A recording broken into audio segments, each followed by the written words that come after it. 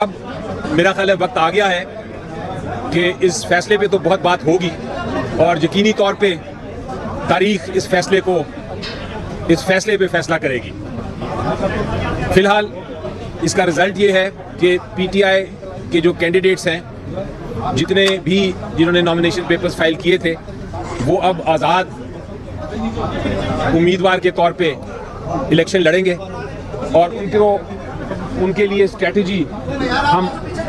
Strategy जो है वो हमने बनाई हुई है। पहले से हमें अंदाज़ा हो गया था कुछ दिनों से कि ये फैसला क्या होगा, उसके लिए तैयारी पूरी है और इंशाल्लाह कोई फिक्र की बात नहीं है।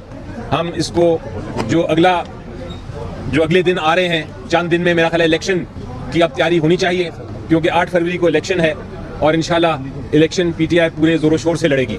बेशक सिंबल हमसे फिलहाल के लिए ले लिया गया है, लेकिन इसका ये मतलब नहीं है कि पार्टी नहीं है। पार्टी अभी तक रजिस्टर्ड है और यही फैसला अनाउंस किया गया है, उसमें पार्टी को नहीं छेड़ा गया, सिर्फ सिंबल की बात है। लेकिन इलेक्शन लड़ने से हमारे कैंडिडेट्स को नहीं रोका गया। तो इंशाल्लाह अब नेक्स्ट स्टेप होनी चाहिए हमारी 8 फरवरी का दिन, जब आप लोग सब आके पीटीआई के लिए इंशाल्लाह वोट करेंगे और फिर अगली हुकूमत हम बनाएंगे। बिस्मिल्लाहिर्रहमानिर्रहीम। सबसे पहले आप सब लोगों का शुक्रिया जिन्होंने हमारे साथ भी हमदर्दी का हमेशा से इजहार करते रहे और हमारे लिए बड़ा इंतज़ार करते रहे। आप लोग भी सुप्रीम कोर्ट के आज के फैसले से बहुत मायूसी हुई है।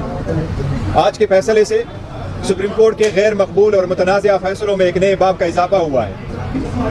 आज टेक्निकल बुनियादों पे एक पेज पे मुश्तमिल 14 दरखास्तें 25 करोड़ आवाम की बुनियादी हकूक़ पर बारी हुई है।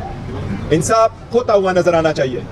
फ़कत इसलिए एक पॉलिटिकल पार्टी का जिसकी पॉपुलैरिटी 70% है, इस बुनियाद पे ख़त्म करना कि उस पार्टी के सेक्रेटरी जनरल के पास इख्तियार नहीं है, वो भी गलत। लेकिन ये इख्तियार नहीं है कि वो चीफ इलेक्शन कमिश्नर अपने इलेक्शन के लिए मुंतखब कराए, ये बहुत ही टेक्निकल बुनियाद है। अवाम इस वक्त 12 करोड़ वोटर रजिस्टर वोटर है, उसमें से 10 करोड़ वोटर अल्हम्दुलिल्लाह पीटीआई के हैं। 10 करोड़ अवाम और वोटरों के हकूक़ और उनकी बुनियादी हकूक़ और उनको डिसएनफ्रेंचाइज करने की तरफ एक कदम हो गया है। इस फैसले से बहुत मायूसी हुई है। जिस टेक्निकल बुनियादों पर फैसला दिया गया है, चलते चलते जिसका जिक्र हुआ है कि ये मेंटेनेबल पेशावर हाई कोर्ट में रिट पिटीशन नहीं थी, इसलिए कि हमने एक पिटीशन लाहौर में फाइल कर दी थी। बिल्कुल मिसरीडिंग है इसकी। हमने एक हाई कोर्ट को बताया था कि हमारी एक पिटीशन पेशावर हाई कोर्ट में पेंडिंग है, वो एक लीगल ग्राउंड पे थी। पहले से पेंडिंग पिटीशनों के साथ वो पिटीशन गई थी, उस पिटीशनों में पार्टियां भी डिफरेंट थी, उसमें इशू भी डिफरेंट था। पेशावर हाई कोर्ट की पिटीशन उस बुनियाद पे फाइल हुई थी कि हमने इलेक्शन कराए और इलेक्शन पेशावर हाई कोर्ट में हमने कराए थे। इस फैसले में तस्करा हुआ है कि जिस 14 बंदों ने दरखास्तें दिए वो वो पाकिस्तान तहरीक इंसाफ के एक क्रेडेंशियल के लोग और पार्टी मेंबर्स हैं। ये बात बिल्कुल सही नहीं है। उनमें से कोई एक भी पाकिस्तान तहरीक इंसाफ का मेंबर कभी रहा नहीं है, मटीरियल वक्त पे कभी नहीं था। हमारे 8,37,950 मेंबरान में से सिंगल बंदे ने कभी ऑब्जेक्शन नहीं किया। इमरान खान साहब की आवाज के लिए है, भला रहे न रहे, इंशाअल्लाह ताला पाकिस्तान की अवाम इमरान खान की आवाज पे वोट देंगे इंशाअल्लाह ताला। जो कुव्वत है उसको हटाना चाहते 8 फरवरी को कोशिश करेंगे इंशाअल्लाह।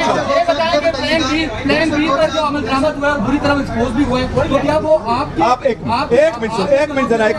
मिनट सुन। Next question.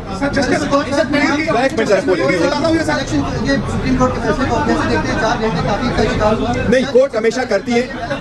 नहीं, कोर्ट के फैसले को कोई मॉडिफाइड नहीं करता। कोर्ट के फैसले हमेशा ताखीर से आते, उसमें कोई फर्क नहीं पड़ता। लेकिन 2-3 नहीं, कोई नहीं है। सुप्रीम कोर्ट का हक है, सुप्रीम कोर्ट जैसे कहे हमारा हक है रिव्यू का, और इंशाल्लाह इस फैसले के खिलाफ हम रिव्यू करेंगे और इंशाल्लाह ताला ये फैसला at the end of the day बहाल नहीं रहेगा। आल्दो इस फैसले ने हमें बल्ले से महरूम किया। हमसे 227 रिजर्व सीटें चली गई हमसे। इसके लिए हमारे सारे कैंडिडेट जो है वो इंडिपेंडेंट इलेक्शन लड़ेंगे, आज़ाद निशानों पे इलेक्शन लड़ेंगे। इससे करप्शन की इब्तिदा होगी और पाकिस्तान की जो पार्लियामान जो हम चाहते हैं कि मजबूत हो, वो करप्शन से पाक हो, वो अपने वोटों में चाहे वो चीफ मिनिस्टर की है, चाहे वो प्राइम मिनिस्टर की है, चाहे वो प्रेसिडेंट की है, चाहे वो स्पीकर डिप्टी स्पीकर की है, चाहे वो सेनेट की है, उसमें पैसे का लेन देन न हो, कारोबारी जो है ना वो इसमें ना आए, उसको तौफीक मिलेगी।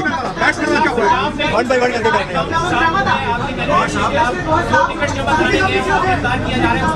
देखो अदलिया का काम है सारे लोगों के फंडामेंटल राइट्स की हकूक की तहफ़्फ़ुज़ करे। फंडामेंटल राइट से अगर आप सारे लोगों को आउट करना चाहते हैं प्रैक्टिस से, तो ये इलेक्शन प्रोसेस से तो बेशक आउट कर दें। अदालत देखे, आज अदालत ने फैसला कर लिया, हमें कबूल है, दैट्स एंड ऑफ इट। लेकिन ये इसका मतलब क्या नहीं, आप चलो एक बंदा कर लेना, आप सब आजाद लड़ेंगे इलेक्शन। ये जी आपकी पार्टी, आजाद लड़ेंगे तो इंतखाबी निशान भी सबका मुख्तलिफ होगा। ये ऑब्वियसली यही वो बात है। आप ये बताइए कि किस तरह से ये जो इंडिया के इंशाल्लाह ताला आप हम ये सोचेंगे, बड़ी स्ट्रांग पार्टी अल्हम्दुलिल्लाह पाकिस्तान पीपल्स पार्टी बड़ी स्ट्रांग पार्टी है, हम ऑर्गेनाइज करेंगे, हम अपना लिस्ट एक नया इशू करेंगे, उसमें अपने कैंडिडेट जिनको हमने टिकट दिए थे उनको नॉमिनेट बनाएंगे, उनके बारे में पूरा कैंपेन करेंगे, ये हमारे कैंडिडेट्स हैं और ये उनके निशानात हैं, उनसे देखो एक चीज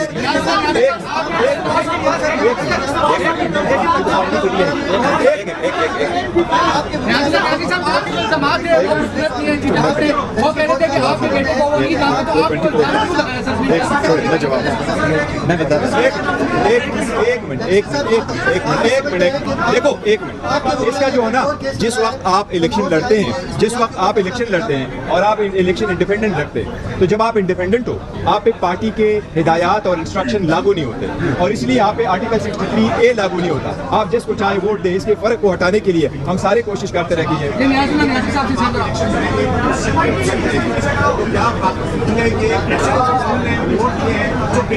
नहीं इंशाल्लाह हमारे नहीं बनेंगे, इंशाल्लाह ताला हमारे कोई वोटर सपोर्टर नहीं बिकता है ना हमारे कैंडिडेट बनेंगे। सुप्रीम